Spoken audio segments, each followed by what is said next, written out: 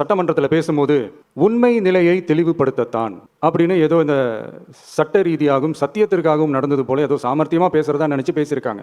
இப்படி ஒரு 50 வருஷமா பொது வாழ்க்கையில் இருக்கிற ஒருத்தவங்க ஒரு முதல்வர் அவர்கள் சொன்னது எவ்வளவு பெரிய ஒரு வடிகட்டின பொய் சப்பை கட்டுன்னு நான் சொல்லல, உச்ச நீதிமன்றம் சொல்லியிருக்கிறாங்க.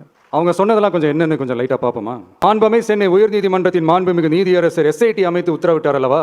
அந்த உத்தரவை ஏதோ சட்டத்தின் மீதும் நீதி பரிபாலனத்தின் மீதும் மரியாதை கொண்டவர்கள் போல ஒரு நாடகத்தனமான கொண்டாட்டத்தை திமுகவிற்கு ஒத்து ஊதுவோரும் நடத்தி கூத்தாடி குதூளித்தனர் அல்லவா? தாவேகாவிற்கு எதிராகவும் நமக்கு எதிராகவும் உயர்நீதிமன்ற மாண்புமிகு நீதியரசர் தீர்ப்பளித்து விட்டதாக விதந்தோதி விழா எடுத்தனர் அல்லவா?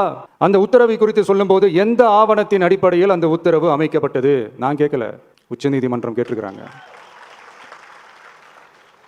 The judgment is completely silent about how learned single judge arrived at such a conclusion and what material was pursued by the court என்று உச்சநீதிமன்றம் உரத்த குரலில் கேள்வி கேட்டது. அப்போதும் கூட உச்சநீதிமன்றத்தில் திமுக அரசுக்காக வாதாடிய அறிவார்ந்த மூத்த வழக்கறிஞர்கள் பதில் சொல்ல இயலாமல் வாய் மூடி மௌனம் காத்ததை நாடே